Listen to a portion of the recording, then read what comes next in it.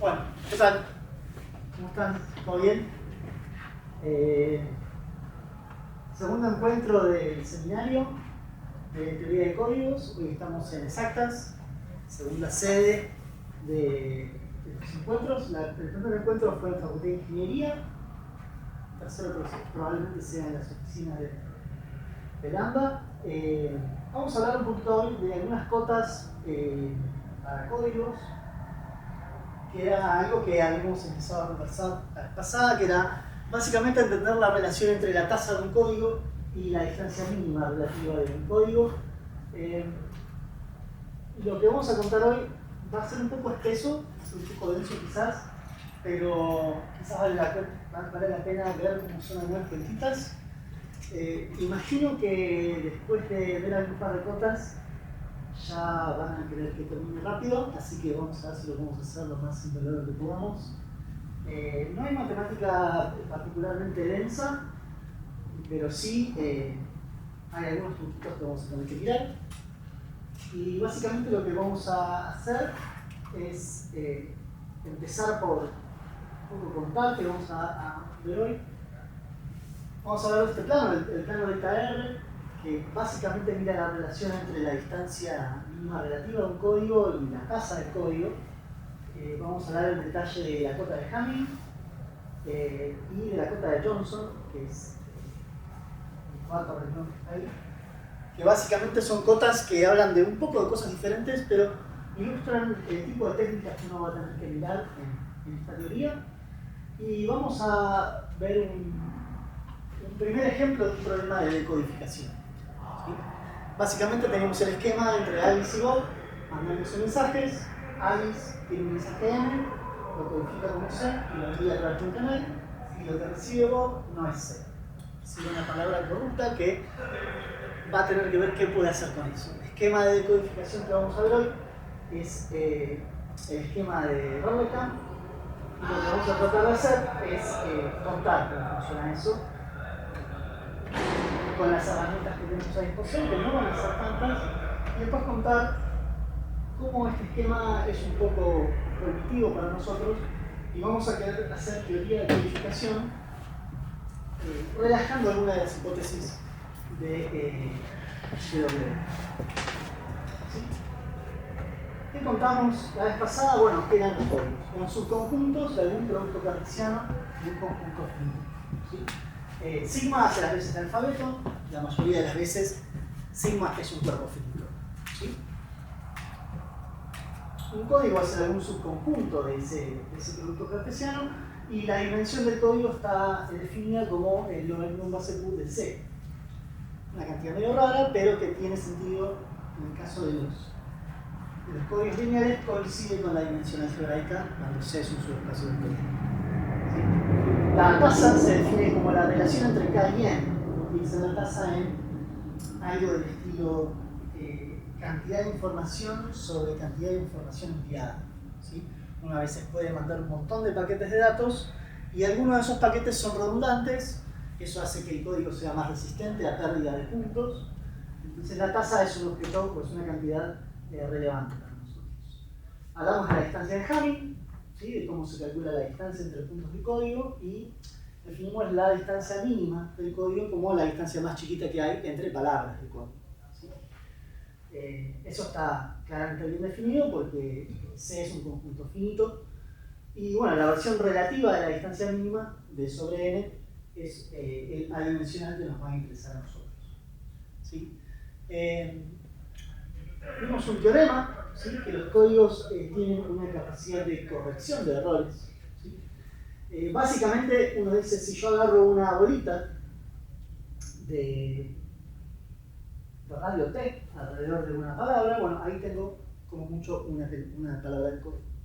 O sea que uno puede tapar el código con bolitas disjuntas de radio como mucho T. ¿Sí?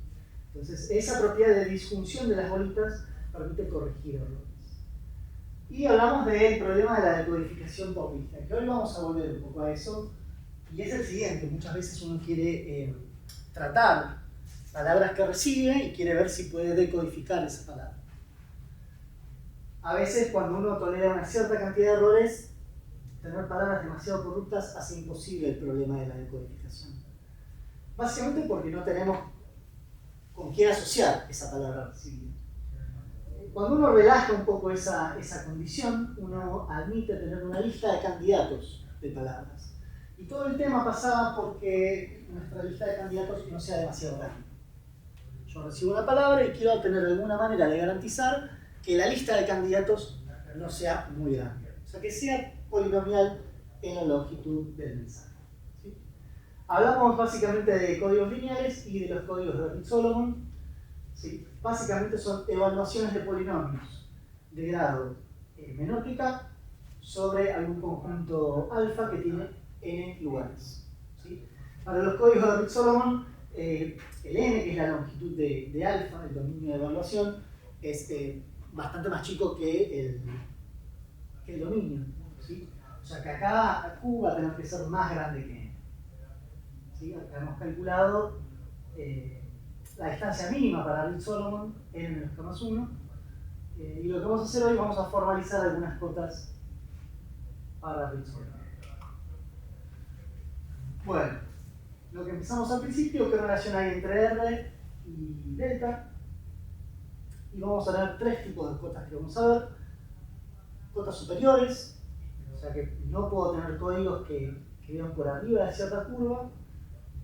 Cotas inferiores y cotas locales. ¿Sí? Básicamente en ese plano delta R va a haber una región donde no vamos a tener códigos. ¿Sí?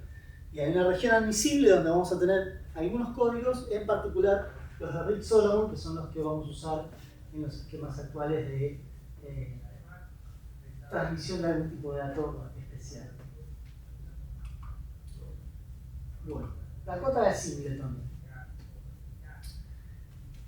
El plano que nosotros vamos a estar mirando en realidad es un cuadrante, ¿no? Básicamente va a ser como el 0,1 por el 0,1 y a cada código le va a tocar un puntito en ese cuadrado. ¿Sí? Entonces, básicamente tenemos este contrapunto entre tener una tasa alta y tener un delta chico. ¿Sí? Esos códigos de tasa alta significa que K y R están muy cerca entre sí. Entonces, son códigos donde tenemos poca redundancia. Casi todo lo transmitido es información. Entonces, ¿qué significa eso? Que si yo pierdo puntos en esa transmisión, dejo de poder recuperar el mensaje. Un código frágil. Al revés, tenemos la otra relación cuando tengo una tasa baja, es decir, transmito un montón de datos y pocos de esos dan información real. Entonces, eso me da un código robusto porque yo puedo darme el lujo de perder puntos en esa transmisión y aún así recuperar el mensaje. Entonces, entre esa relación entre R y delta va a estar un poco el juego de. Para familias de códigos, vamos a mirar el límite. ¿Sí? La cota de Singleton. Bueno, básicamente el teorema te dice que si vos tenés un código sobre un alfabeto de tamaño Q, distancia relativa delta y tasa R, entonces vale esa ecuación. El rate del código es menor o igual que 1 menos delta más 1 sobre n. La idea es que cuando el tamaño del bloque crece, ese 1 sobre n se hace despreciable y lo que uno tiene es una desigualdad R menor o igual que 1 menos delta. Entonces ahí desaparece el n. ¿Por qué decimos que nos interesa ver el comportamiento asintótico? Porque los tamaños de bloque que vamos a usar nosotros son cosas de la forma, no sé, tamaños típicos tipo 2 a la 20, 2 a la 22, 2 a la 24. Son números grandes, entonces 1 sobre n es despreciable. ¿Sí? Equivalentemente, esa cota que está allá arriba, ¿sí? Si uno multiplica por n, lo que tiene es el logaritmo en base q de c, porque era la definición de r, y si tomas exponenciación en base q, esa cota de allá lo que te está diciendo es que si yo tengo un código de distancia relativa delta y tasa R sobre un alfabeto de tamaño Q, no puedo tener muchas palabras del código. Porque la cantidad de palabras del código está acotada superiormente. Si vos me fijás, el delta y el R no puedo tener un montonazo de palabras. Van a ser muchas, pero no pueden ser más que esas. Esto es importante porque esta cota no asume nada sobre el código. No es un código lineal ni un código con estructura específica. Lo único que le pedís es saber el delta y el R. Entonces, ¿cómo es la idea de que vale esa información? Bueno, vamos a tener que tratar de acotar la cantidad de palabras de C.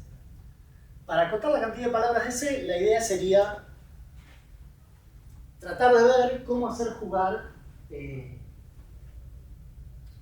la distancia mínima. ¿Sí? Entonces, vamos a mirar esto. Vamos a agarrar una palabra y la vamos a partir en pedazos y la vamos a colorear. ¿Sí? Tenemos una parte, las primeras n menos d más 1, las últimas d menos 1.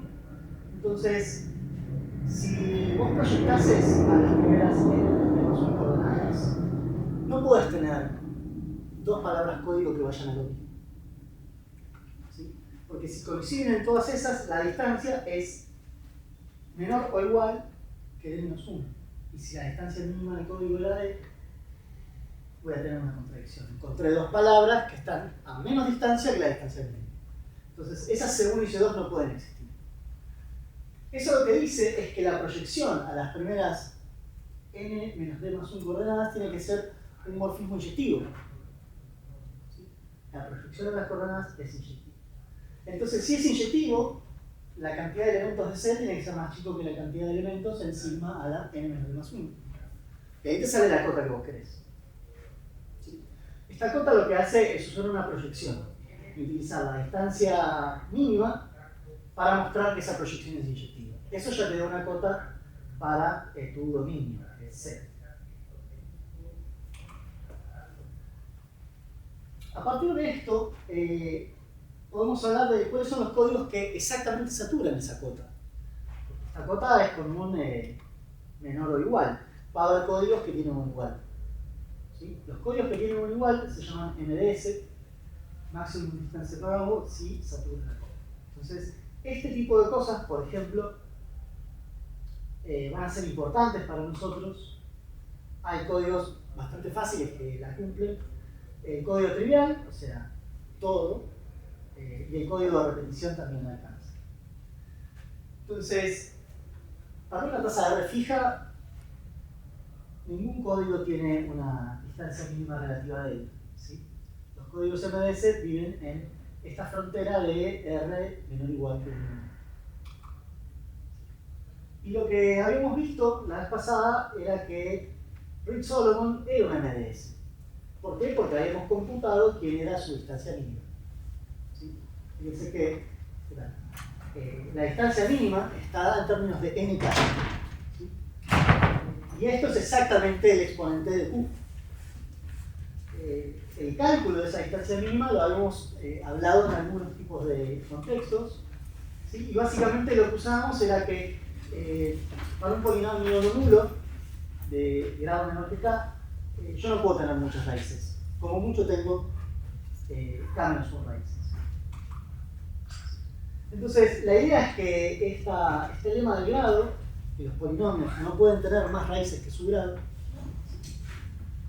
primero me garantiza que la evaluación sobre sigma, sobre alfa, es inyectiva. ¿Sí? Y después me permitía jugar, ¿no? Porque yo podía construir un polinomio con exactamente k menos 1 ceros. Eso me garantiza que d es menor o igual que n menos k más 1. Y bueno, que todo f no nulo tiene como mucho k menos 1 ceros. Por lo tanto, el peso de ese vector es como poco n menos k más 1. Entonces, entre esas dos inecuaciones sale la igualdad que queremos. Los códigos de Reed-Solomon tienen esta propiedad. Esto los hace buenos.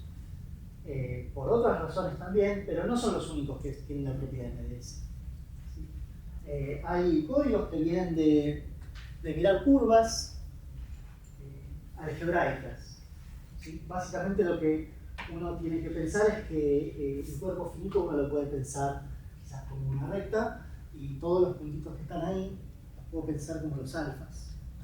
Bueno, está la posibilidad de pensar de cómo está evaluando sobre curvas. ¿Sí? Entonces, eso lo que va a generar ese otro tipo de códigos MDS que son los códigos de gota. Nosotros no vamos a hablar de eso porque nos llevaría bastante más tiempo. Básicamente lo que tenemos es una cuestión así, en el plano delta R, esa línea inclinada es el borde de la frontera de la región factible. Asintóticamente todo código va a ir abajo de esa línea. Bueno, la cota de Hamming y un paréntesis sobre la entropía. Vamos a ver qué podemos hacer esto. Bueno, la cota de Hamming es una cota un poco diferente.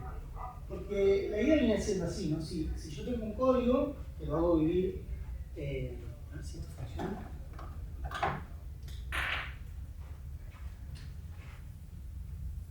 Si yo tengo un código que lo hago vivir acá, el código es una colección de puntos que están acá. Y resulta que para cada puntito yo puedo encontrar una bolita disjunta de las demás, ¿sí? Porque tiene una distancia mínima. Entonces la idea es que todas esas bolitas son subconjuntos de sigma la n. Entonces si yo sumo la cantidad de puntos de esta bola, con los de esta, con los de esta y con los de todas, entonces no puedo excederme de la cantidad de puntos que tiene sigma a la n. Es un tipo de cota volumétrica. Básicamente lo que dice es que la cantidad de palabras del código por el volumen de las bolitas disjuntas, esto es como mucho el tamaño del espacio ambiente. ¿Sí? Es una cota volumétrica. El volumen de la bola, B corta sub Q NT, es básicamente un conteo de cuántas palabras podemos armar acá.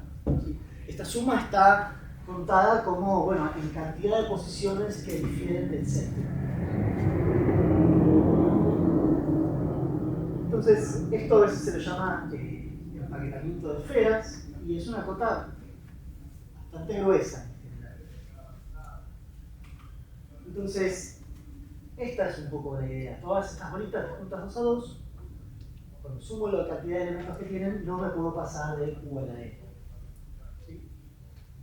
Y acá viene un poco de algo que en general este plano delta R no depende de N.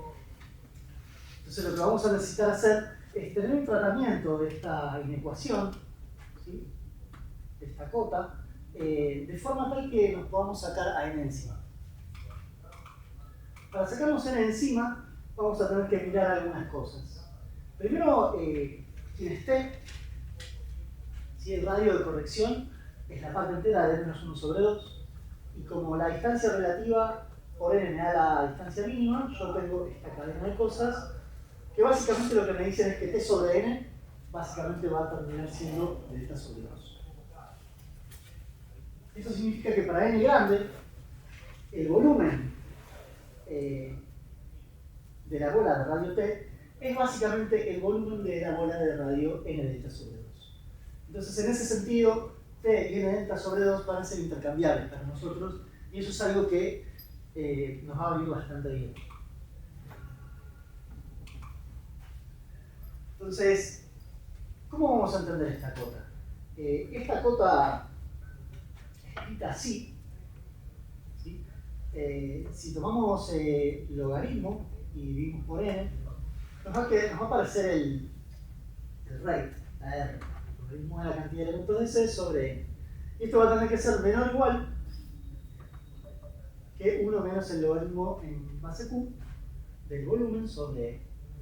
Acá del lado izquierdo ya no tenemos n, pero del lado derecho la cosa está todavía complicada, porque no sabemos cómo se comporta el volumen cuando n crece.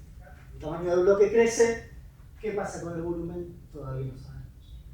Entonces, vamos a tener que trabajar con la estimación del volumen. Este volumen lo vamos a mirar con un poco más de cariño. Este volumen lo puedo pensar como una suma, ¿sí? donde cada TI es la cantidad de palabras que difieren en i lugares, ¿sí? Cantidad de palabras que difieren en 0 lugares, más la cantidad de palabras que difieren en un lugar, más, y así sucesivamente hasta la última. Entonces, lo que vamos a tratar de hacer es estudiar cómo se porta TI. Cuando vos querés estudiar cómo se porta TI, lo que puedes ver es qué pasa con el cociente de TI más 1 sobre TI. Es una cuenta que hacemos en el ciclo básico. Entonces, resulta que TI más 1 sobre TI es mayor o igual que 1 cuando I cumple cierta condición. ¿Sí? Fíjense que Q menos 1 sobre Q es 1 menos 1 sobre Q. Después nos queda por n menos 1 sobre q. Esto es básicamente cuando q es grande, está fijo, pero n crece. Entonces, 1 sobre q no depende de n, cuando n crece se desprecia y me queda que básicamente y es menor o igual que esa constante de allá. Por lo tanto, mientras i cumpla con esa condición, TI es creciente. Y resulta que si nosotros elegimos ρ para multiplicar a n que esté en esa región, la parte entera de ρn cumple con la condición de crecimiento, por lo tanto, en esa suma, todos los TIs son crecientes. Es decir, el último término le gana a los demás. En ese volumen, el que pesa más es el último, es el que aporta más palabras. Entonces, acá tenemos esta desigualdad. El volumen es más grande que cualquiera de sus sumandos, eso está claro, porque son números no negativos, y es más chico que la cantidad de sumandos por el máximo. Una desigualdad bastante fácil de entender. Entonces, lo que nos dice esto es que el comportamiento de B es el comportamiento de T.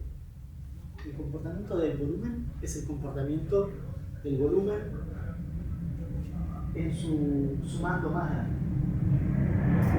Este tipo de cosas, que están acá, va a requerir que nosotros estudiemos qué pasa con T, qué pasa con el último volumen. ¿Cómo?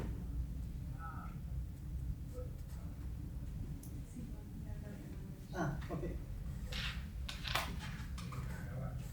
Entonces, B tiene un término dominante que es el último de los test.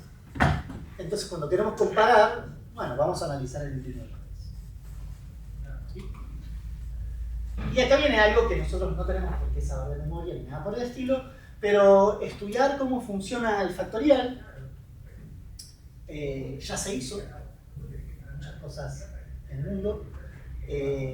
La aproximación al factorial y al logaritmo del factorial en realidad lo hizo de Moivre, y después Stirling agregó un término ahí asintótico de orden del logaritmo de n, y lo que nosotros vamos a querer hacer es tratar de estimar el logaritmo de n tomados de a k, con k la parte entera de ρn. Entonces, ¿qué es la propiedad que vamos a usar? No vamos a hacer toda la cuenta, pero cuando uno reemplaza ρn, uno usa propiedades de logaritmo, eso separa el logaritmo de ρ con el logaritmo de n, y después un poquito de álgebra no muy compleja, hay una parte que es la dependencia con n, que muere. ¿Sí? Por lo tanto, cuando uno quiera ver el comportamiento del logaritmo de n sobre ρn, lo que tiene es un múltiplo de una función que no depende de n, más algo que cuando lo dividamos por n va a tender a 0. Entonces, medio como que ya lo tenemos liquidado. ¿Sí? Recuerden que el término que queremos analizar, esto es t, tiene un combinatorio por una potencia. ¿Sí? Es el último de esos t's. Por eso nos interesa estimar el logaritmo de ese combinatorio. Entonces, bueno, una vez que tenés así, tomas el logaritmo, dividís por n, y ahí lo que te va a pasar es que entre la aproximación de Stirling y dividir por n nos va a quedar algo que es totalmente independiente de n en el límite. Esa función que está ahí es lo que se llama la entropía cuaria, que podría definirse en otro contexto y antes de toda esta cuenta, pero no es raro pensar que uno va a llegar a este tipo de cuentas que tienen que ver con teoría de la información estimando volúmenes. Resulta que esta función nos va a ayudar a describir la región que queremos. ¿Sí? Fíjense qué pasa. Entonces, el logaritmo del volumen sobre n y el logaritmo de t sobre n van a diferir en algo que tiende a 0. Si difieren en algo que tiende a 0, tienen el mismo límite. Entonces, esta otra parte que todavía no sabíamos qué hacía, bueno, va a tender a algo que es bien conocido, ¿no? O equivalentemente, el crecimiento del volumen es alguna potencia. ¿Qué potencia exactamente es? N por la entropía. Entonces, lo que teníamos al principio era que R era menor o igual que el logaritmo de B sobre N, usando la aproximación que tenemos. Básicamente lo que tenemos ahora es que R es menor o igual que la entropía evaluada en delta sobre 2. Entonces, ahora esta cota ya no depende de N. El comportamiento asintótico va a relacionar a la distancia mínima relativa con el rate. Para el caso Q igual a 2, los gráficos se ven un poco así. ¿Sí? Para el caso Q igual a 2. En la entropía, fíjense que cerca del 0 para allá, lo que vamos a tener es que hay dos pedacitos que se van a anular y lo que vamos a tener es que lo único que queda de la entropía es esta parte de menos ρ, logaritmo de ρ. Cuando ustedes evalúen en delta sobre 2, entonces ahora lo que vamos a tener es que como lo que está con menos logaritmo de ρ tiene infinito, en particular va a ser mayor que 2. Entonces eso me va a dar esta cota que tenemos acá. 1 menos HQ en delta sobre 2 es mucho más chico que 1 menos delta. Y es un poco esa idea que viene ahí. Y acá hay una cosa. Esta curva roja depende de Q. Mientras que la curva de arriba azul no depende de Q.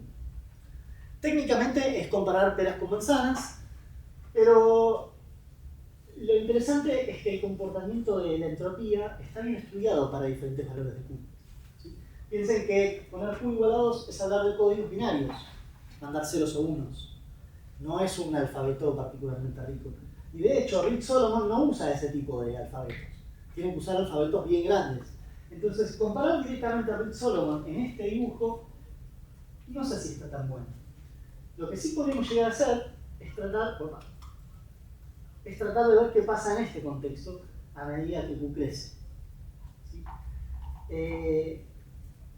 A medida que Q crece, esta pancita se va a empezar a estirar y lo que vas a tener es que va a haber puntos de corte entre la cota de Singleton y la cota de Hamming. Piensen que la cota de Hamming es una cota superior a la existencia de los códigos. Por ejemplo, para Q igual a 2, lo que me está diciendo eso es que yo no puedo tener códigos arriba de la línea roja.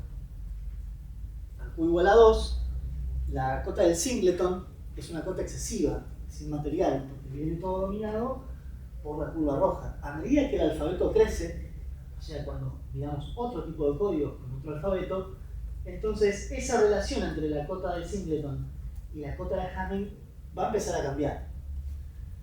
Los casos que a nosotros nos van a empezar a interesar con alfabetos grandes, ya no vamos a estar en ese mismo régimen. Ahora, en la cota de Singleton es una cota inferior. Voy a tener códigos que son mejores.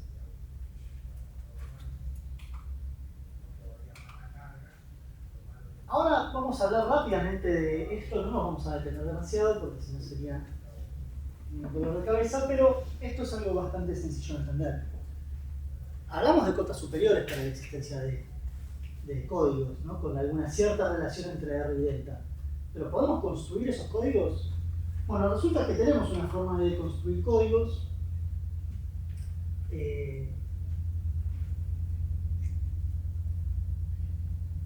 dando una cota inferior a la cantidad de palabras que vamos a poner. ¿Sí? Básicamente, si vos me das un N, un D y un Q, siempre voy a poder construir un código que yo quiero. Que tenga distancia mínima por lo menos D.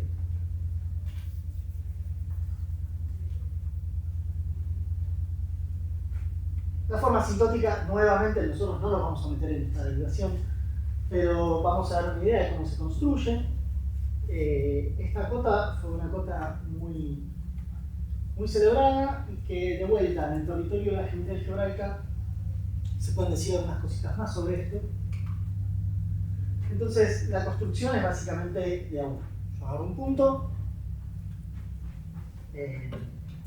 sigma la n, y digo, bueno, si hay un x fuera de todas las bolas en los puntos que ya elegí, lo tomo.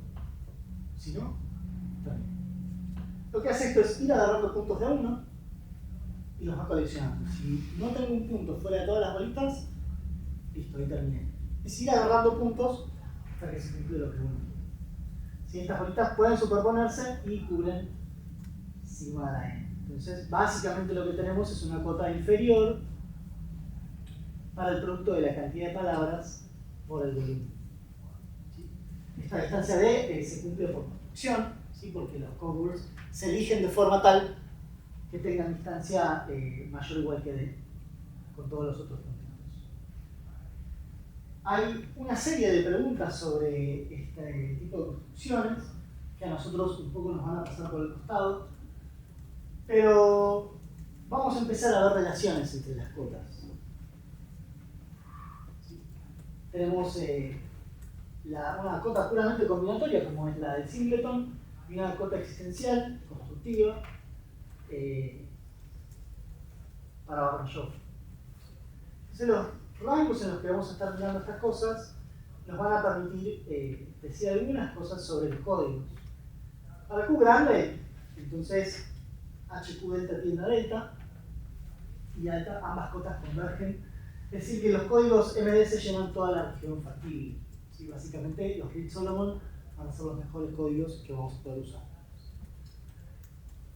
Para Q igual a 2 la cosa es un poco complicada porque los códigos Reed-Solomon con Q igual a 2 no van a caminar. Así necesitamos más puntos que elementos del alfabeto. ¿Sí? Tenemos una lectura de esto en donde sé que puedo poner códigos arriba de la línea punteada y sé que la cota del singleton es una cota súper ajustada. Entonces, lo que nos va a pasar ahora con esto es que las preguntas globales sobre los códigos ya no nos van a alcanzar. ¿Sí?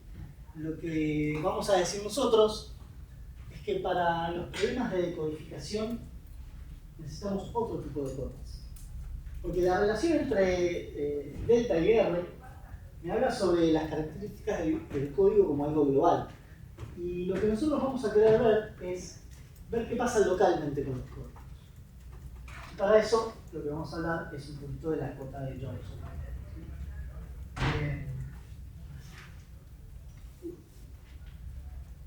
Para la cota de Johnson, la idea es local ahora.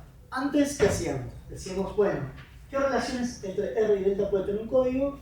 Y ahora lo que queremos es, bueno, ¿puedo garantizar que las bolas alrededor de alguna palabra no explotan?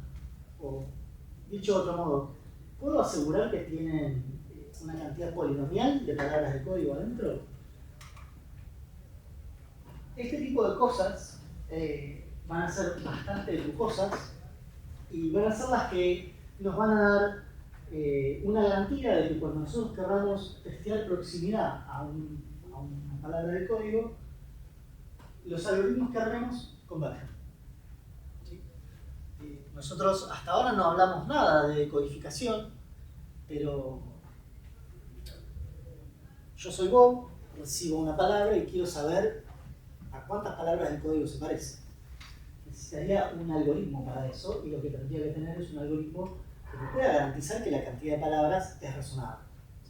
Entonces, por eso tenemos que estudiar la cota para la cantidad de palabras del código adentro de alguna bola. ¿Sí? Entonces, vamos a ir por el enunciado. Esto que es un poco gracioso, porque uno le muestran esto y uno dice, uff, ¿qué sentido le doy a esto? ¿No? Porque tengo una raíz cuadrada, tengo un cociente, tengo el producto de dos factores, y la cota superior para el tamaño de la lista es un chiste. O sea, no hay una forma razonable y elegante de mencionar esto. Como la belleza de la matemática, etcétera, etcétera, Leonardo da Vinci, todos los memes del tipo así. Y acá están un poco forzados. Esto es como meterse en el barro de uff.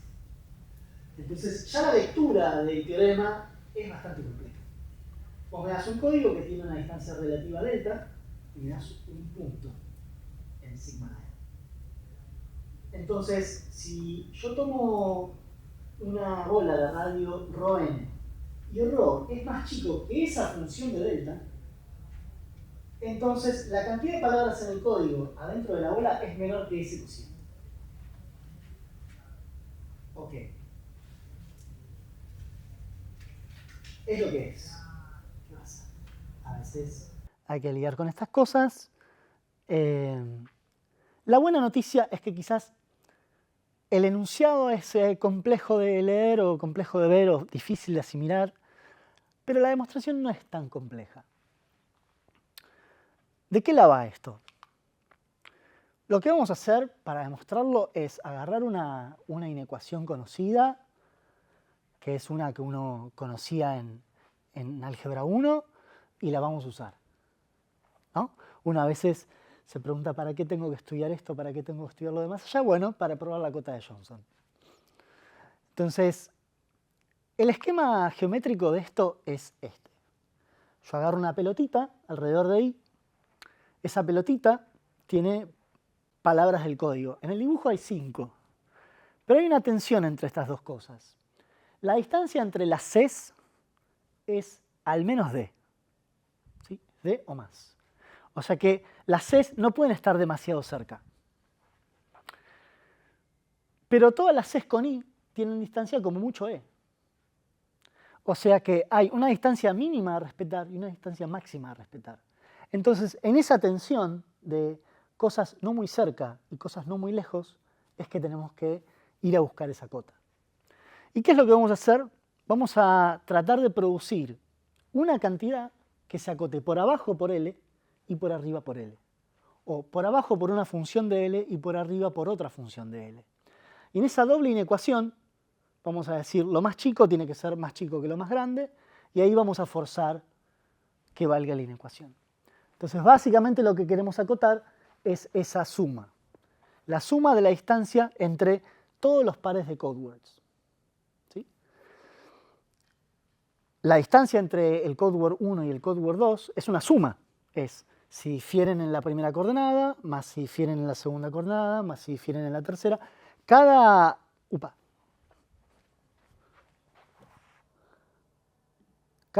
delta CICJ es una suma. ¿Sí? Entonces eso en rigor de verdad es una suma doble. Fijo un par de code words y sumo sobre componentes. Entonces lo que vamos a tratar de hacer es escribir esta suma en formato matricial. Básicamente vamos a tener la palabra del código I ahí arriba y vamos a tener las code words apiladas. Vamos a tratar de escribir esa suma doble mirando y pintando esos cuadraditos. Si sumo por pares de filas, digo, bueno, elijo un par de filas y sumo después por columnas. Es agarrar bandas horizontales y mirar la diferencia entre los cuadraditos, en este caso entre C1 y C3. Fijo el par de filas, sumo por columnas. Y la otra forma que tenemos,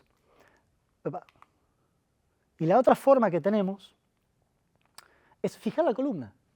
Si yo fijo una columna y después miro los pares de diferencias, ¿sí? Estoy sumando en dos órdenes diferentes. ¿Sí? Bueno, la cota inferior es la más fácil, ¿sí? Porque ¿cuántos pares de filas tengo? Bueno, L tomados de a 2. ¿Sí? La cantidad de palabras que hay en la bolita tomados de a 2. Eso es L por L-1. Y bueno, como la distancia entre cada una de las palabritas es como mínimo D, entonces esa suma es mayor o igual que L por L-1 por D. ¿Sí? Eso me da una cota inferior. Esa no es muy complicada. Y ahora empieza un poco el baile. Porque ¿cómo hacemos para contar esto por columnas? Para contar esto por columnas, vamos a tener que hacer algún tipo de magia. A ver si lo podemos explicar. Veamos este mismo esquema. En color vamos a tener las posiciones de las code words en donde difieren de i. Por ejemplo, C1 en el segundo lugar ya es diferente de i. Y en el quinto lugar ya es diferente de i. Entonces la distancia entre C1 e i es 2. ¿Ok?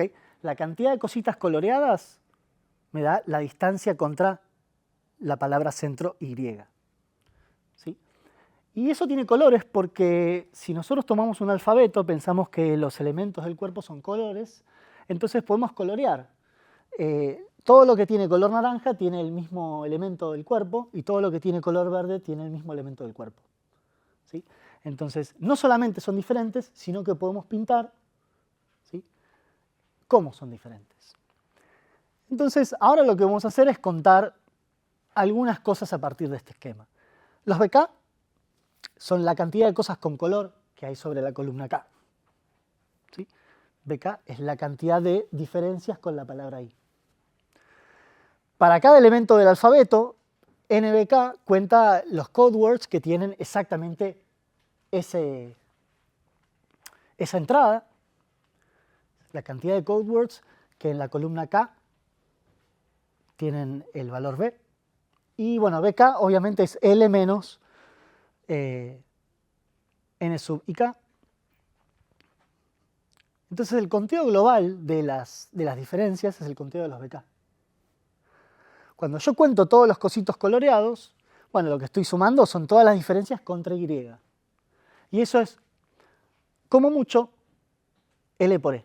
¿Por qué es como mucho L por E? Bueno, porque tengo L de esas palabritas y están todas a distancia menor igual que E. Entonces esto es una cota superior para la suma de los BK.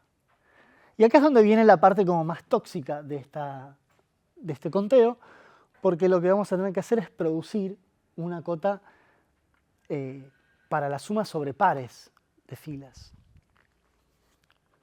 Si vos fijas una columna, por ejemplo esa de ahí, la columna K, el C1 coincide con I, el C5 coincide con I, C2 y C3 coinciden entre sí y difieren de I, y C4 le pintó cortarse solo y es verde. Entonces ahora vamos a contar pares de code words. Y lo que tiene S es que si yo lo miro bien, S cuenta las diferencias entre code words distintas. Pero también yo podría pensar que S cuenta las diferencias entre cualquier par de code words, inclusive con sí misma. Porque la diferencia entre C1 y C1 es 0, entonces la suma no cambia cuando yo considero esos pares. Y vamos a usar eso de ahí. Entonces el aporte de la columna K lo vamos a pensar como la cantidad total de pares de code words menos la cantidad de pares donde coinciden los colores.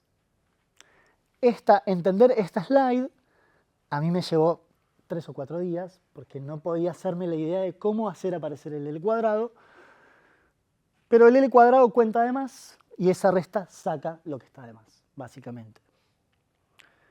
El aporte a la columna K es la cantidad A sub K. Entonces, sumando sobre todas las columnas de la matriz, tenemos la suma de los A sub K. ¿Cómo vamos a rematar esto? Acotando superiormente A sub K y acotando superiormente la suma sobre S. ¿Ok? Entonces, la cota sobre A sub K es donde vamos a tener que trabajar. Encontrar una cota superior para A sub K significa encontrar una cota inferior para el cuadrado de la cantidad de code words que tienen el elemento B corta en la posición K. Joya. Entonces, esta suma sobre todos los puntos del alfabeto la voy a separar. ¿Sí? La voy a separar como la cantidad de columnas que coinciden con I más la cantidad de columnas que no coinciden con I. Entonces, separando esto de acá, vamos a empezar a usar algunas cosas. La C Cauchy-Schwarz al segundo argumento, suma de cuadrados. El segundo argumento es mayor o igual que bk cuadrado sobre q menos 1. ¿Sí? Entonces, cuando vos terminás de expandir L menos bk cuadrado y lo metes ahí arriba, el L cuadrado se va con el L cuadrado, menos 2LBK, se hace un 2LBK, y simplemente nos queda esa resta de Q sobre Q menos 1 BK cuadrado. O sea que tenemos una cota superior para el aporte de la columna K decimal. ¿Sí? Pero ese es sumar sobre todos los AK. Entonces, cuando vos sumes sobre todos los AK, eso te va a quedar menor o igual que la suma de los BK menos Q sobre Q menos 1 por la suma al cuadrado. Fíjense que esta suma está restando, entonces encontrar una cota superior para S lo podemos hacer encontrando una cota inferior para la suma de los cuadrados. De nuevo, Cauchy-Schwarz. Entonces, ¿qué sabemos sobre la suma de los cuadrados? Bueno, la suma de los BK me da menor o igual que LE, que eso lo habíamos dicho antes. La suma de todos los cuadraditos coloreados es menor o igual que la cantidad de code words por el radio de la bola. Eso por una parte. Y después, cuando le haces Cauchy-Schwarz, la suma de los cuadrados está acotada por abajo por la suma b de los bk al cuadrado sobre n.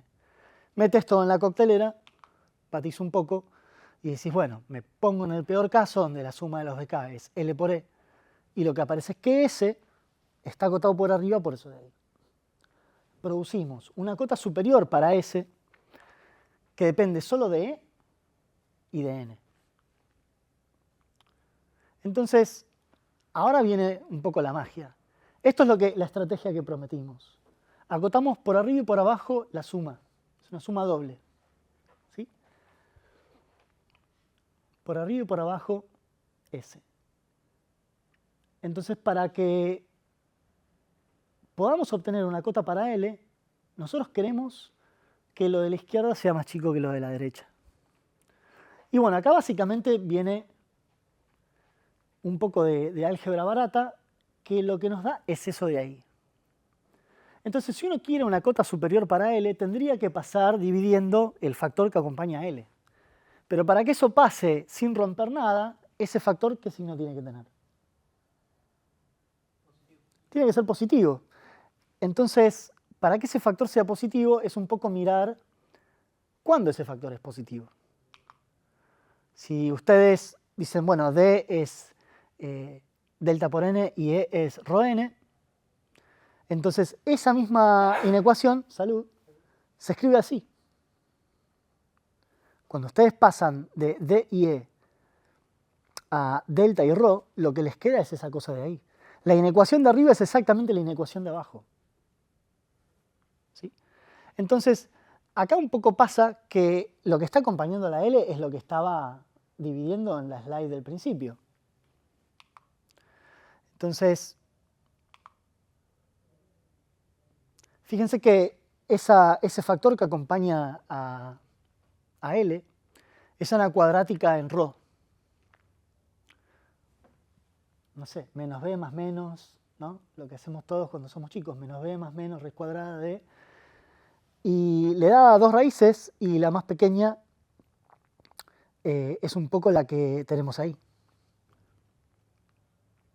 Entonces, G va a ser positivo exactamente cuando ρ sea más chico que J, ¿sí? Que es básicamente la hipótesis del teorema. Cuando ustedes manosean un poquito ese Q menos 1 menos la raíz y lo tocan un poquito, les aparece la cota de Johnson. Y pasan dividiendo y tienen la cota de la lista. ¿Sí? No es una demostración demasiado instructiva. Es como un tour de force sobre cómo uno sabe acotar. Pero lo que pasa con muchas de estas cosas es que no vamos a tener una teoría bella alrededor de esto. ¿Sí? No tenemos definidas cosas extremadamente sólidas, sino que nos vamos a tener que meter en el barro y trabajar un poco con este tipo de cuentas. ¿Sí? Para lo que nos interesa a nosotros, que es trabajar con Reed Solomon, nosotros sabemos que delta va a ser 1 menos r más 1 sobre n para bloques largos delta se parece a 1 menos R. Y como el alfabeto es grande, porque estamos trabajando con Reed-Solomon, entonces el límite de la cota de Johnson es básicamente 1 menos la raíz de 1 menos delta. Combinando los dos límites, la cota de Johnson para un código de Reed-Solomon es básicamente 1 menos la raíz del rate. Esta cota lo que nos está diciendo es que hasta ese punto nosotros vamos a poder trabajar con una decodificación por lista en donde las bolas tienen una cantidad polinomial de palabras. ¿Sí? Entonces, es interesante pensar qué pasa alrededor de la cota de Johnson. Y hay problemas abiertos sobre si podemos tener decodificación por lista más allá de ese umbral. ¿Sí? Más allá de ese umbral. La Fundación Ethereum promete mucho dinero para quien estudie la posibilidad de decodificar por lista más allá de ese umbral. Eso es otro capítulo para otro problema muy relacionado a este, pero lo que es importante es que los códigos de Reed-Solomon tienen una cota de Johnson que está estudiada. ¿Sí?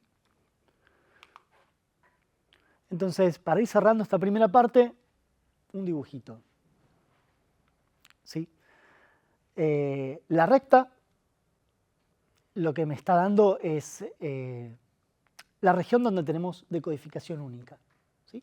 Por abajo de esa recta, vos me das una palabra, yo voy a poder decodificarla de manera única. Y entre la parte curva y la parte recta, en esa parte sombreada de gris, estamos en los puntos donde el régimen te asegura que tenés decodificación por lista. ¿Sí?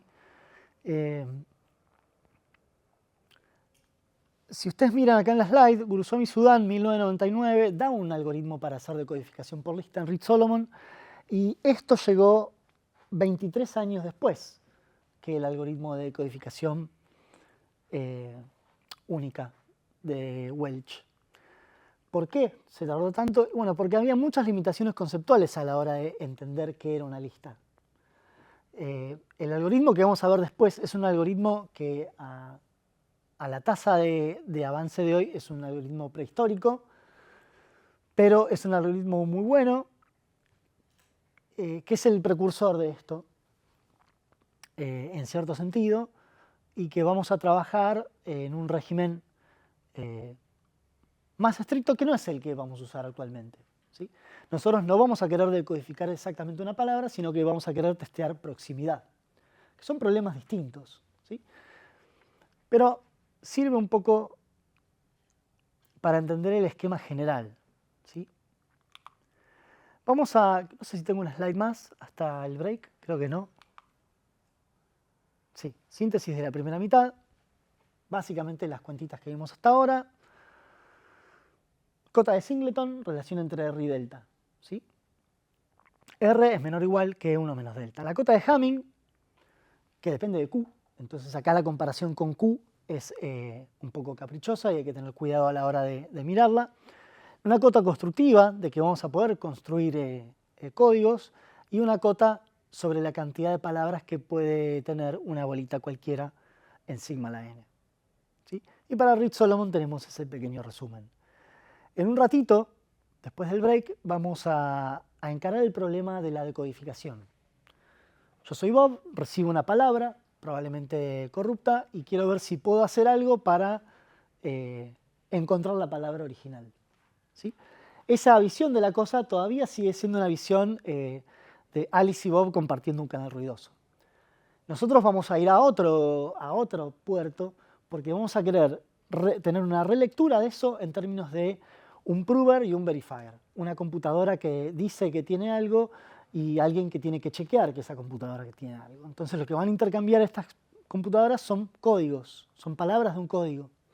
Entonces lo que voy a querer hacer como verificador es tratar de saber si la otra persona me está engañando o no.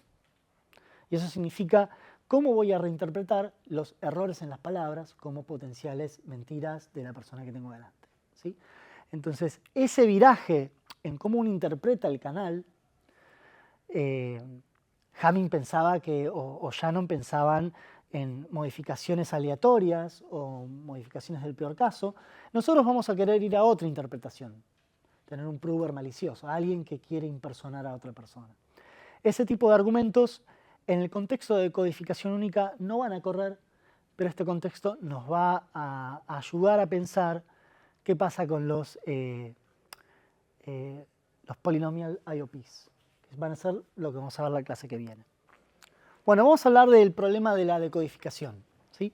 Este es un primer intento para hablar de decodificación. No es el régimen en el que vamos a querer trabajar en pruebas de cercanía, pero nos va a dar un poco el marco del tipo de tecnología que vamos a necesitar para hacer decodificación medio a grandes rasgos, ¿sí?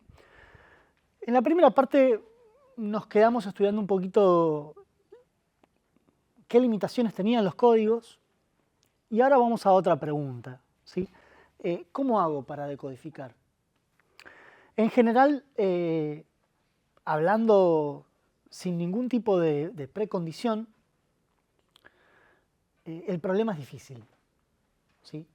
Vos me das una palabra y si yo tengo que tratar de decodificarla sin ningún tipo de otra información, es un problema probablemente NP difícil, ¿sí? Tenemos dos esquemas de pensamiento para esto, que es hacer máxima verosimilitud. La gente que quizás tenga un background en estadística o en probabilidades haya escuchado hablar del problema de la decisión. Y acá lo que pasa es que tenemos un montón de literatura, pero a nivel técnico es un poco difícil de implementar y no tenemos certezas de que un esquema de máxima verosimilitud pueda funcionar. Y después tenemos un esquema más de codificación con distancia acotada. Es decir, recibida una cierta palabra, buscar algún codeword que esté a un determinado radio, ¿sí? Esto es un poco más sencillo de abordar, pero bueno, la optimalidad de esa decodificación está por verse, ¿sí? Vamos a nosotros tratar de ponernos en alguna situación en la que estos dos esquemas puedan dar algo un poco mejor, ¿sí? El decodificador de máxima verosimilitud dice, bueno, me das I y yo voy a agarrar la palabra C que minimice la distancia. Ese problema de minimizar la distancia ahí, sin ninguna otra condición, es un poco difícil de resolver, porque los algoritmos que tenemos, por lo menos los ingenuos, llevan mucho tiempo, no son algo feasible para nosotros. Es una primera idea intuitiva de qué es la decodificación y sin más estructura no es feasible. Después tenemos los BDD, que son los decodificadores de distancia acotada, de que vos le das el I y lo que hace es, te da el único C que está a distancia como mucho T, si es que existe, y si no te dice, no puedo, no encontré nada, ¿sí? Acá T es un parámetro del decodificador, ¿sí? Vos convocás al decodificador pasándole T como un parámetro, ¿sí? Entonces, con ese parámetro puede no devolverte nada, ¿sí? Ese parámetro afloja un poco la dificultad y es subóptimo en el sentido de que no siempre te va a devolver algo. Entonces, en esta tensión entre algo que funciona siempre pero que es difícil de ejecutar y algo subóptimo, y bueno, vamos a tener que hacer algo, ¿sí? Y en ese algo vamos a tener que ver cómo usamos Reed-Solomon. Vamos a insistir con Reed-Solomon porque básicamente es lo que vamos a querer usar en las pruebas de proximidad, ¿sí? Para Reed-Solomon la distancia mínima es conocida. Si yo conozco la longitud del bloque y la dimensión de Reed-Solomon, conozco la distancia mínima, es esa cuentita de allá, n-k+1, y el radio de codificación única también lo tenemos, ¿sí? Es n-k sobre 2 parte entera.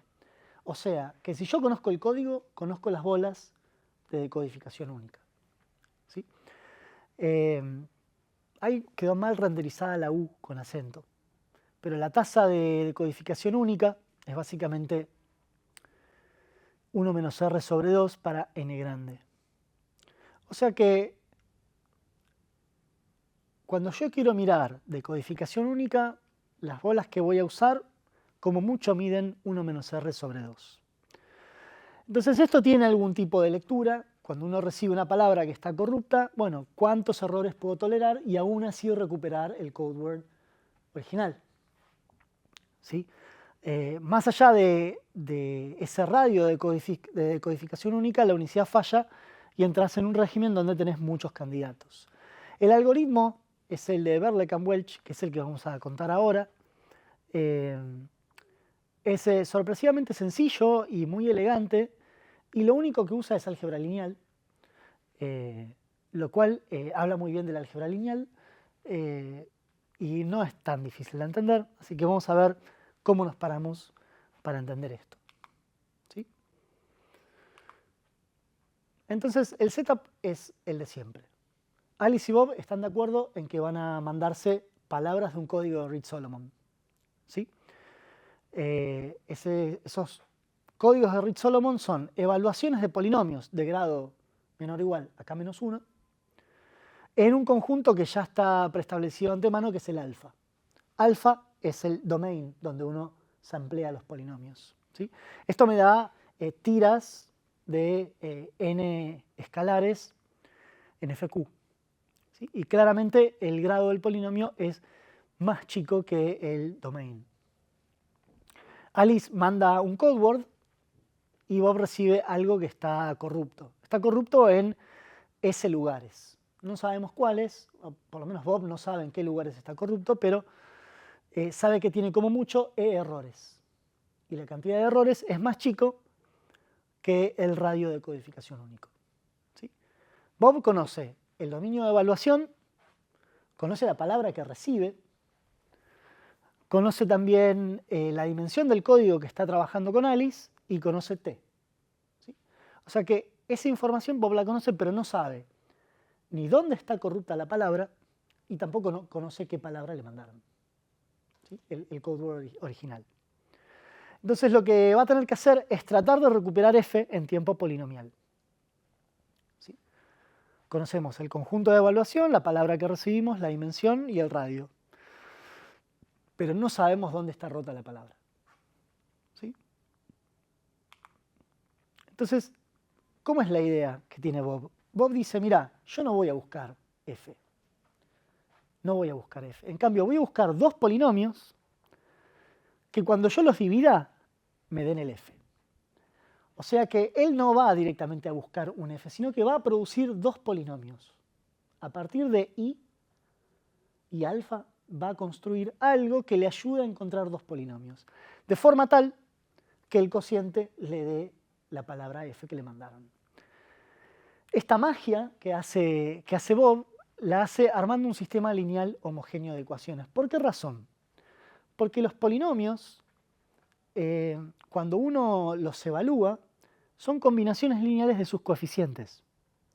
Entonces, los polinomios, cuando uno los piensa como funciones de la indeterminada, ¿no? Uno tiene una cosa así, ¿no?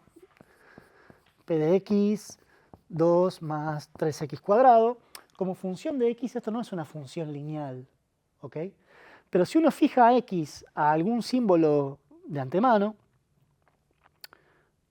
o piénsenlo así, a0 más a3 a 2x cuadrado, esto no es lineal en x, pero cuando uno fija x a un valor fijo, no sé, pone x igual a 2, esto ya es lineal en los coeficientes. Entonces la idea que tiene Bob es, ok, si yo evalúo, voy a transformar un problema de encontrar polinomios a un problema de encontrar la solución a un sistema lineal de ecuaciones.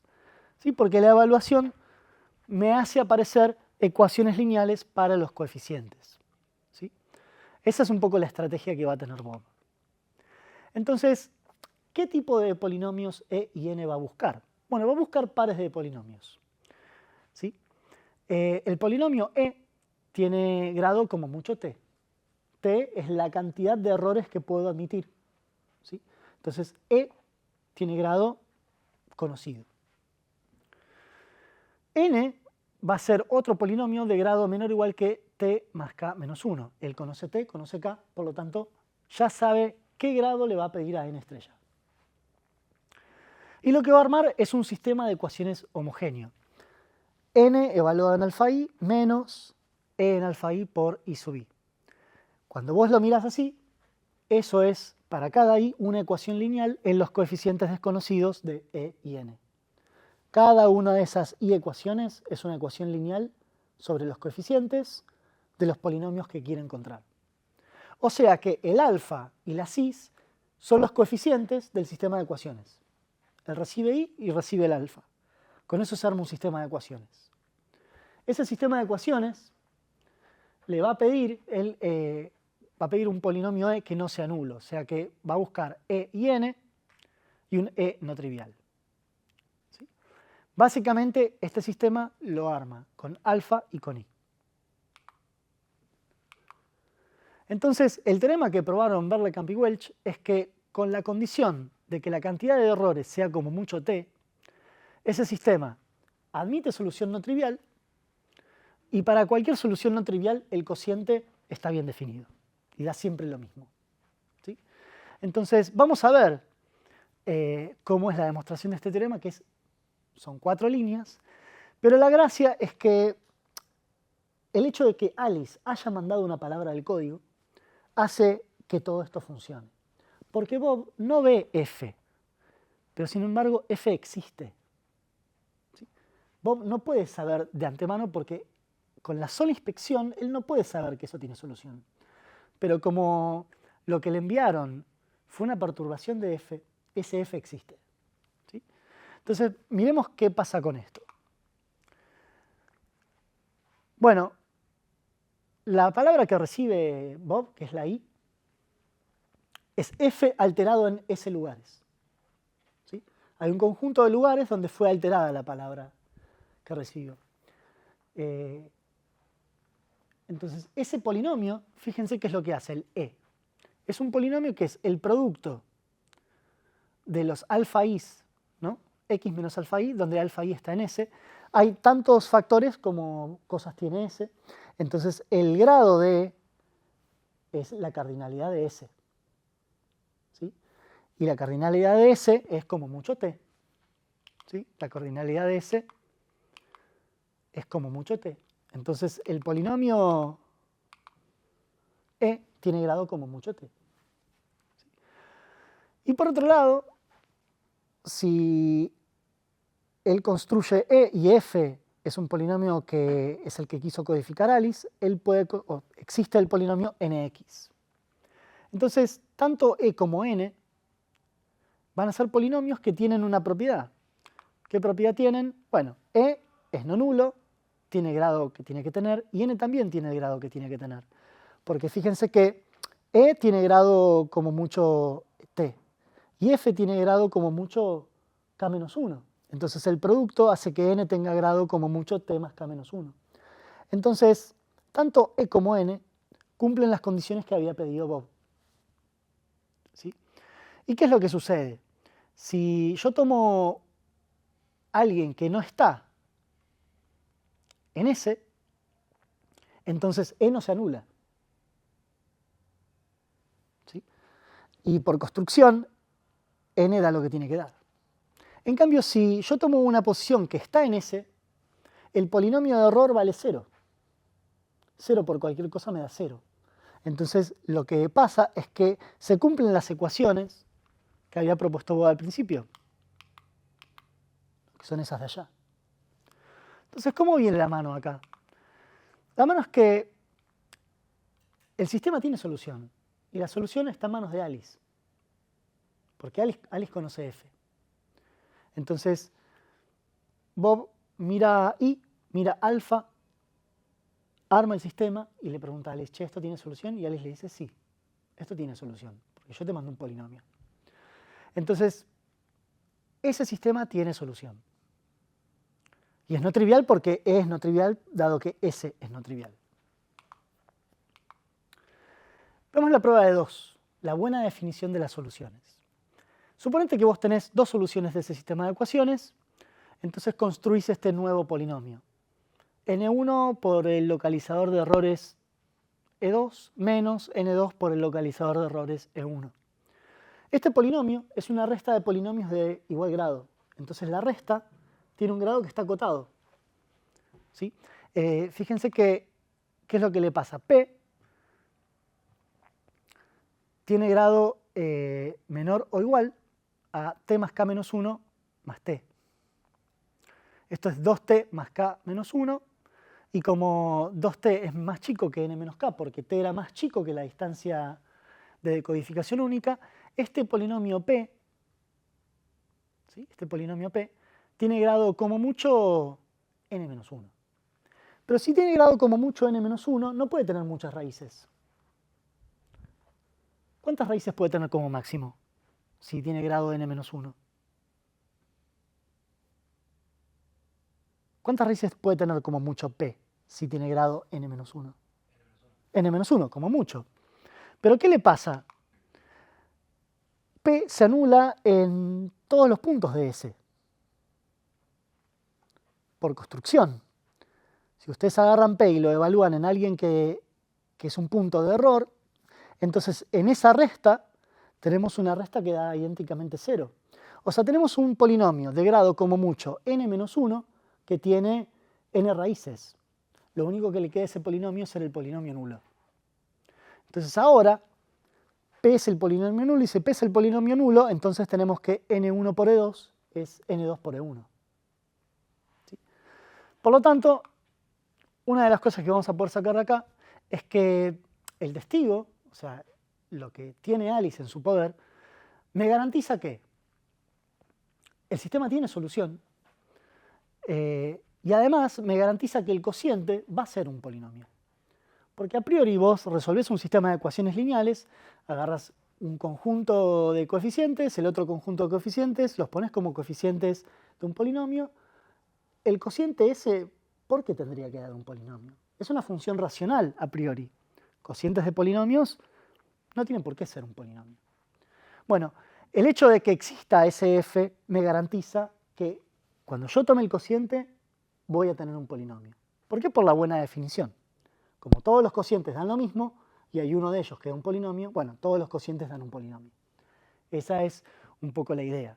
Entonces el cociente no es un elemento del campo de fracciones, sino que es un polinomio en serio.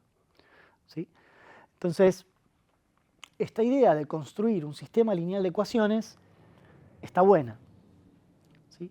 Esto tiene algunos problemas de los cuales vamos a hablar en un ratito.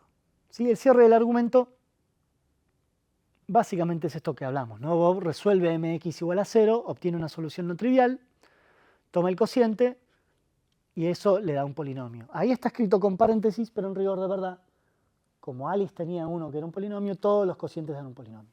¿Sí? Entonces, si vos querés saber quién es el codeword, agarrás el polinomio, lo evaluás en alfa y tenés el codeword. ¿Sí? Entonces, este esquema de recuperación de palabras es muy ingenioso, solamente usa álgebra lineal y puede resolverse en tiempo polinomial. Un ejemplo de juguete, ¿sí? Es algo por el estilo, es elegir un alfa, elegir un q y tratar de hacer la cuenta a mano. ¿Sí? Obviamente esto uno no lo hace, no es que uno va por la calle y está aburrido, se sienta en un bar y hace esta cuenta a mano, eso no existe más. ¿Sí? Esto tampoco existe a nivel hoy, o sea, esto está hecho solamente con el propósito de ver alguna cuenta terminada acá. ¿Por qué? Porque hoy uno puede instanciar códigos de Reed-Solomon con alfas grandes y con q's grandes. Imagínense que yo puse acá F7, pero tendríamos que poner, no sé, un alfa que tenga 2 a la 22 lugares y un cuerpo que sea, por ejemplo, Goldilocks o alguno de esos. Son primos grandes. Entonces, esta slide es una slide un poco de juguete. ¿Sí? Es una slide de juguete para ver que, bueno, tengo un mensaje con 2 componentes, Alice tiene este polinomio, lo quiere mandar, entonces lo evalúa en alfa. Lo evalúa en alfa, tiene un vectorcito de cosas módulo 7. A Bob le llega algo cambiado. En vez de llegarle 50246, le llega 50646. Entonces, con el alfa y con i, tiene que construir el sistema de ecuaciones. Y después simplemente es un desfile de números. arma el sistema de ecuaciones, pimba, lo resuelve. Digo, alguien con arco y flecha haría Gauss. Nadie va a hacer Gauss hoy. ¿Ok? Pero es un problema de sistemas de ecuaciones. Ponemos un sistema de ecuaciones y dice, bueno, como este sistema tiene solución, fijo una de las coordenadas igual a 1 y me queda un sistema un poco más pequeño. No es necesario. Bueno, encontrás una solución haciendo Gauss, sacás A0, A1, B0, B1, B2. Entonces ya tenés los polinomios que vos querés. El polinomio corrector de errores, módulo 7, es x menos 3, y el polinomio n es ese de allá. Y fíjate que la única raíz de e coincide con el punto donde estaba la cifra cambiada. ¿Sí? Te localiza el error, te dice dónde está el error. Entonces, esta verificación de que vale la igualdad entre n y e por i es básicamente armar una tabla y fijarse que los números dan OK. Este cociente, nada, querés pasar el tiempo haciendo alguna cuenta en un bar, haces la cuenta de la división larga da exactamente el polinomio que tenía Alice. Este esquema es sencillo de entender, uno no tiene que dar cosas demasiado sofisticadas. Esto podría ser un ejercicio. Guía 2 del CBC, de codificación única Berkeley-Welch, haga. ¿No? Lo único que usamos es el lema del grado y álgebra lineal. ¿Sí? Esto durante mucho tiempo fue el tope de gama de la decodificación. Entonces, eso habla un poco sobre la naturaleza de la teoría de códigos. ¿Por qué? Porque hay muchos problemas en campos muy sofisticados para los cuales no sé si tenemos herramientas tan sofisticadas. Muchas veces tenemos herramientas que son las que tenemos. Vamos a hablar un poquito de esto, de cómo cierra esta idea y por qué tenemos que abandonar este algoritmo. Pasan varias cosas. Bueno, la unicidad del code word cercano sale por esta idea de que bueno, si yo tengo un code word que está a menos de la distancia mínima, bueno, la desigualdad triangular me va a forzar que es el único. ¿Sí? Eso no es un problema. Pero la idea es que el algoritmo de Berkeley lo que hace es resolver la decodificación sin ambigüedades. Me da exactamente el code word que está en el lugar donde tiene que estar para ese radio. ¿Sí? Cuando yo admito más errores, entonces tengo una palabra que está demasiado modificada, entonces ya no puedo hacer el backtrack a la palabra código correcta, porque tengo demasiados errores que manejar. Entonces, este algoritmo tiene un poco esa limitación. Podemos tener la recuperación exacta, pero además tenemos otro problema. Para poder hacer esto, tenemos que leer toda la palabra i. Imagínense que si acá, en el ejemplo que vimos, i tenía 5 lugares. Lo hace cualquiera. 1, 2, 3, 4, 5. El problema es que en los contextos donde nosotros queremos trabajar, la cantidad de lugares donde hay que mirar esa palabra i es grande. Piensen 2 a la 22 lugares. Todo esto tiene que pasar rápido, con alfabetos que son grandes. Entonces, la lectura completa, el query completo de la palabra, es prohibitivo para nosotros. Este algoritmo es lindo, es sencillo, pero es impracticable. Nosotros no queremos hacer una consulta lineal en el tamaño de la palabra. Es demasiado costoso. Entonces, esto lo vamos a tener que abandonar de alguna manera. Entonces, vamos a tener que cambiar la perspectiva. No vamos a querer recuperar f. Nos vamos a contentar con poder decir si una palabra está cerca de un code word. Que eso es un problema distinto. Ahora no vamos a querer recuperar la palabra de código, sino queremos testear que esté cerca, lo suficientemente cerca como para poder garantizar que si está cerca es porque tiene que ser. ¿Sí? Esta cosa dicha de manera coloquial parece un poco de regla de pulgar, pero está debidamente cuantificada. Hay una forma probabilística de acotar los errores que vamos a cometer asumiendo cercanía. esa costra se puede hacer tan fina como uno quiere. Es decir, uno va a tener una forma de manejar un algoritmo que la cercanía le garantice la exactitud, todo lo que uno quiera. ¿Sí? Y eso es el algoritmo Fry, Fast Reed-Solomon Interpolation. ¿Sí? No vamos a hablar de eso ahora, pero ese programa es hacia el programa que vamos. ¿Sí? Y va a ser la tarea de la vez siguiente. ¿Sí? En nuestro próximo encuentro vamos a hablar un poquito de Fry y de la tecnología que hace falta para, entre comillas, hacer Fry, hacer interpolación de Reed-Solomon. Entonces, el trabajo de Fry arranca mucho antes que en 2018. En 2018 sale este paper, que es un paper muy importante. Ben Sasson, junto con sus colaboradores, tienen una serie de artículos trabajando en variantes de Fry.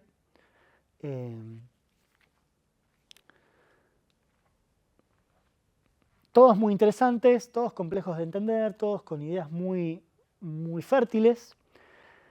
En 2020 hay un artículo muy interesante sobre cómo uno interpreta la distancia entre las palabras recibidas y las palabras del código y cómo uno puede jugar un poco con la proximidad.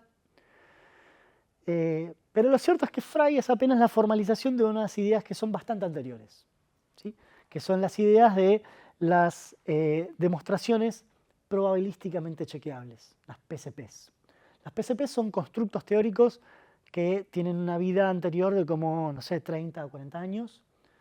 Los científicos de la computación teóricos hablaban de PCPs mucho antes que 2018. Y dentro del esquema de PCPs aparecen los esquemas de proximidad, de los cuales Fry es una variante, es una instanciación concreta de los esquemas de proximidad. Nosotros no vamos a ver todos los esquemas de proximidad, vamos a concentrarnos en Fry la vez que viene. ¿Y qué implica Fry? Que si yo quiero testear proximidad, esa relajación a no estar sobre una palabra del código automáticamente me lleva a considerar una lista de candidatos a los cuales I se puede parecer. Entonces, naturalmente vamos a tener que salir del régimen de decodificación única e ir al régimen de decodificación por lista. Por eso nos tomamos el trabajo de hablar de la cota de Johnson, porque eso es en efecto la cota de Johnson para los códigos de Reed-Solomon. Vamos a querer ir a ese régimen de trabajo con la ventaja de que ahora las consultas van a ser sublineales. ¿Sí? No vamos a tener que leer toda la palabra. Con ver algunas posiciones nos tiene que alcanzar. Entonces, en este esquema de tener Alice y Bob o tener un prover y un verifier, el verificador no tiene que leer toda la palabra, tiene que leer menos y con eso le tiene que alcanzar. Va a estar bueno hablar de eso. Entonces, nada, lo que dije antes es básicamente esto. Y nosotros no vamos a querer recuperar F, vamos a querer garantizar la proximidad. ¿Sí? Las implementaciones de Fry y este tipo de protocolos tienen otras complicaciones que no son matemáticas. ¿Sí? ¿Cómo uno le explica a una compu qué es un cuerpo? ¿Cómo uno le explica a una compu cómo es reducción módulo P? ¿Cómo es que uno le explica a una compu de qué manera leer un polinomio? Para los matemáticos, como me pasa a mí, durante mucho tiempo pensé que un polinomio era escribir la letra P en el pizarrón y ya está. Bueno, eso es bastante más complejo, entonces las implementaciones de estas ideas en la compu tienen un montonazo de detalles que son propias de la gente que sabe cosas de informática. Cómo se maneja la memoria en este tipo de algoritmos, cómo se maneja la complejidad en este tipo de algoritmos. Son todos problemas de arquitectura súper interesantes, que la matemática mira un poco de lejos. Vamos a tener que de a poquito acercarnos a esas ideas. ¿Por qué? Porque nos va a limitar el tipo de primo que podemos usar, nos va a limitar el tipo de alfa que podemos dar. Piensen que en este ejemplo de juguete, el dominio de evaluación era una pavada, 1, 2, 3, 4, 5. El sistema de ecuaciones que aparece acá es un sistema que tiene números que vienen de ese alfa de juguete. Esto es prohibitivo para una compu. Yo no puedo tener una matriz de 2 a la 24 por 2 a la 24 con cualquier cosa adentro. Yo necesito poder resolver un sistema de ecuaciones rápido y bien. Entonces esa estructura, esa matriz tiene que tener una estructura buena. En particular, tiene que ser una matriz que sea expresable en términos de algo tipo Vandermonde. Pero Vandermonde es complicado, salvo que el alfa tenga estructura. Entonces lo que le vamos a hacer es le vamos a pedir al alfa que tenga una estructura especial, que sea un subgrupo multiplicativo de FQ. ¿Por qué? Porque si miramos raíces de la unidad, por ejemplo, en FQ, entonces una matriz como esa, construida, va a poder ser operable como una transformada de Fourier. Entonces, acá aparecen otros problemas que no son de matemática. La matemática te dice, mira, si vos agarrás alfa 1, 2, 3, 4, 5, ya está. No hay más problema que mirar.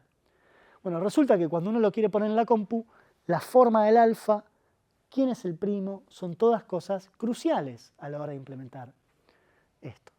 Uno no tiene por qué saberlo, simplemente tiene que intentar y darse cuenta que elegir ese alfa no está bueno, ¿sí? Entonces, algo de eso vamos a querer comentar un poquito más adelante, ¿sí? Hablamos de la primera mitad, las cotas, donde pueden vivir los códigos que nos interesan. Cota polinomial al tamaño de la lista, si ρ es más chico que j de delta, y más o menos la idea de cómo se resuelve el problema de decodificación única, ¿sí? Nosotros vamos a hablar en el próximo encuentro del algoritmo de Guruswamy-Sudán, que lo que hace es tener un análogo para la decodificación por lista, ¿sí?